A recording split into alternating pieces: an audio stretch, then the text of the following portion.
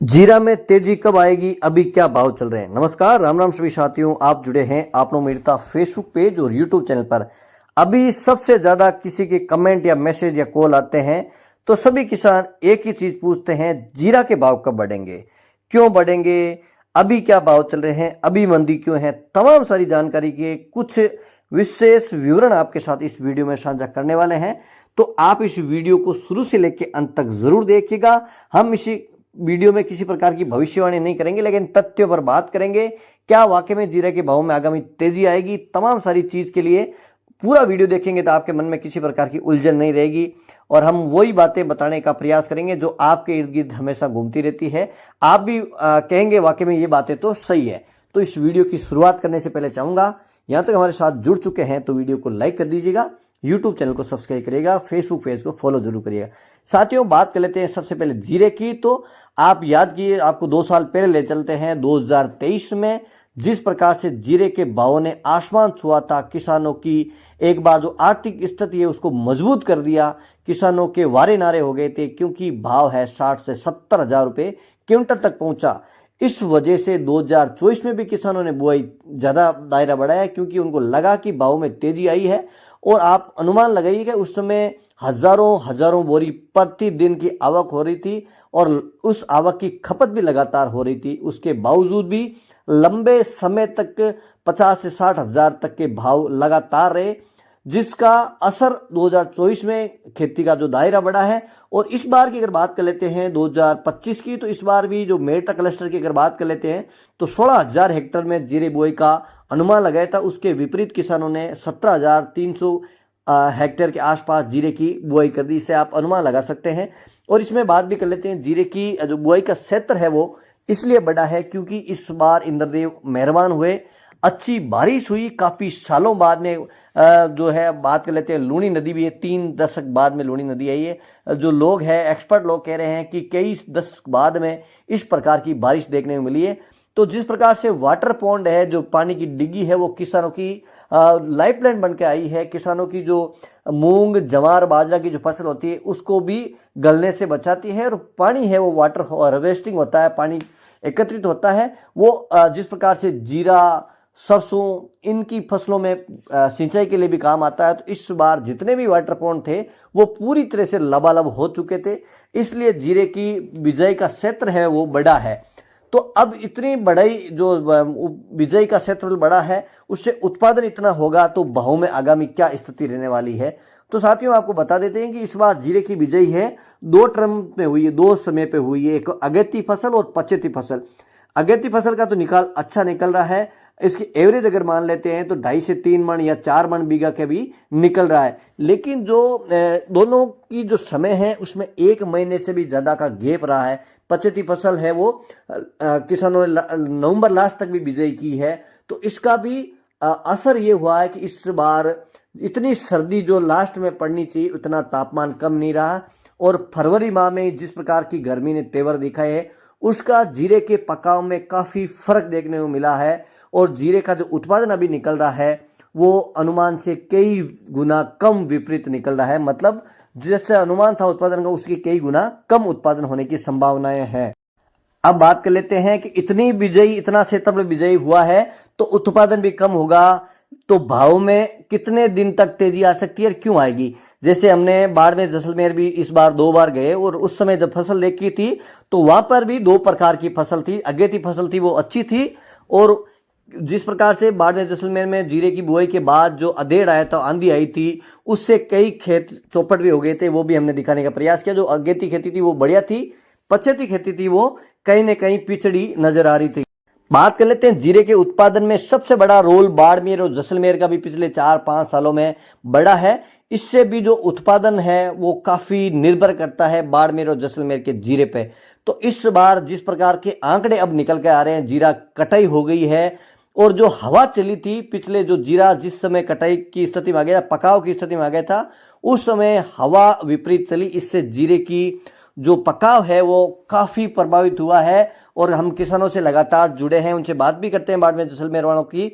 तो वह जिस प्रकार से किसान कह रहे हैं कि 40 से 50% तक का कम उत्पादन हुआ है जहां पर 5 मन 6 मन बीघे का होना चाहिए था वो 3 मन के अंदर आ चुका है। आज ही हमने एक किसान से बात की, वो जैसलमेर चांदन से बात कर रहे थे। उन्होंने कहा कि पिछली बार हमने 45 किलो बीज बोया था और हमारे 18 क्विंटल जीरा हुआ था, और इस बार उन्होंने 70 किलो बीज की बिजाई की है और जीरा हुआ है उतना ही 18 क्विंटल ही। तो आप अनुमान लगा लीजिएगा पिछले से आधा उत्पादन इस बार निकल रहा है, क्योंकि जिस समय जब फसलें खड़ी थी उस समय की स्थिति अलग थी। जिस प्रकार के आखिर जो समय मौसम, हम हर वीडियो में ये भी कहते थे कि आज की स्थिति में ये है मौसम किस तरफ करवट लेगा आखिरी जब पकाव की स्थिति में आएगी, क्योंकि जीरे की खेती है। जिस प्रकार से अपन कहते हैं मत बाऊ परिणत जीरो जीरो जीरो बेरी, तो ये कहावत और ये गीत सटीक और चरितार्थ साबित होता है कि जीरा में कब मौसम बदल जाए और जीरे के उत्पादन में किस प्रकार से प्रभाव डाल सकता है। ये इस बार हमने अच्छी तरह से भली भांति देखा है। तो जीरे का उत्पादन कम हुआ है। और बात कर लेते हैं जीरे के अभी की आवक की, तो लगातार मंडियों में बढ़ रही है, लेकिन जो अब पछती फसल निकल रही है काफी कटाई हो रही है, और अभी भी वर्तमान में भी कई जगह बेमौसम बारिश हुई है, उससे जीरे की क्वालिटी है वो खराब हुई है, इससे भी जीरे के भाव में प्रभाव पड़ेगा। और अभी अगर हाल के भावों की बात कर लेते हैं, जिस प्रकार से कल मेड़ता मंडी से हमने लाइव दिखाया था, तो कल एनसीडेक्स में भी एक बार तेजी आई है, 22,000 के ऊपर एनसीडेक्स पहुंचा है, और हाजिर भाव में भी 500 से 700 रुपए की तेजी दर्ज की गई है।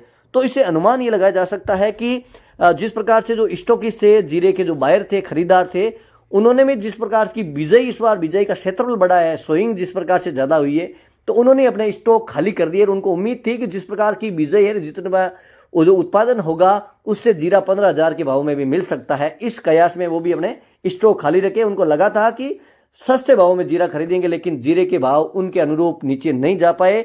तो अभी भी अगर माने एक्सपर्ट लोगों की, तो उनके गोदाम भी अभी खाली पड़े हैं, उनको भी जीरा बाहर करना है, खरीदना, और अभी एक्सपोर्ट डिमांड भी इतनी नहीं बढ़ी है।